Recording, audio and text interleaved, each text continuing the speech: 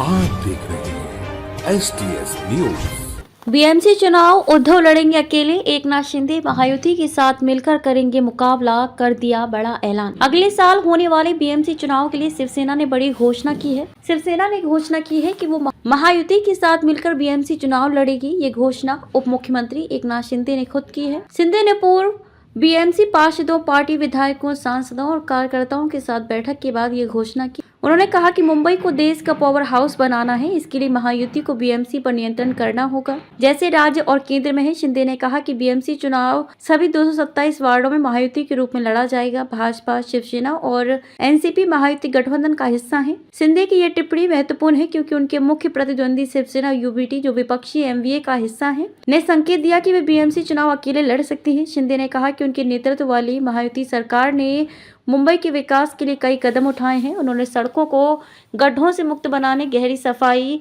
और अभियान और स्वास्थ्य विभाग में काम करने के लिए उठाए गए कदमों का भी उल्लेख किया।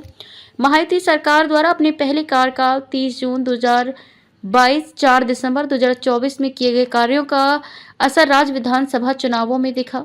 सत्तारूढ़ गठबंधन ने मुंबई की 36 में से 22 सीटें जीती। अपने प्रतिद्वंदी और शिवसेना यूबीटी प्रमुख उद्धव ठाकरे पर निशाना साधते हुए शिंदे ने कहा कि पहले सत्ता में रहने वालों ने वह काम नहीं किया जो किया जाना चाहिए था। अविभाजित शिवसेना ने 1997 से 2002 तक लगातार 25 वर्षों तक बीएमसी पर नियंत्रण किया। बैठक में हुई ये चर्चा।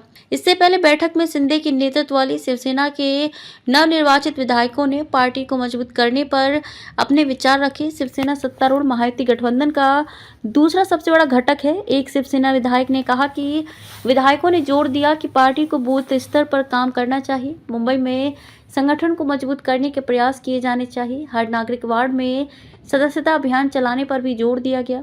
विधानसभा चुनाव में शिंदे सेना ने जीती थी 57 सीटें। एक अन्य विधायक ने कहा कि देश के सबसे अमीर नागरिक निकाय के चुनावों के लिए पार्टी की रणनीति पर भी विचार विमर्श किया गया। बीएमसी का बजट वर्ष 2024 और 25 के लिए लगभग 60,000 करोड़ रुपए है।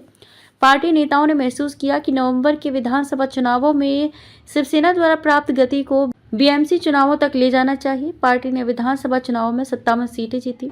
शिवसेना ने मुंबई में 6 विधानसभा सीटें जीती थी। आपको बता दें कि बीएमसी के पिछले निर्वाचित प्रतिनिधियों का कार्यकाल मार्च 2022 की शुरुआत में समाप्त हो गया था और लगभग 3 वर्षों से नए चुनाव होने हैं।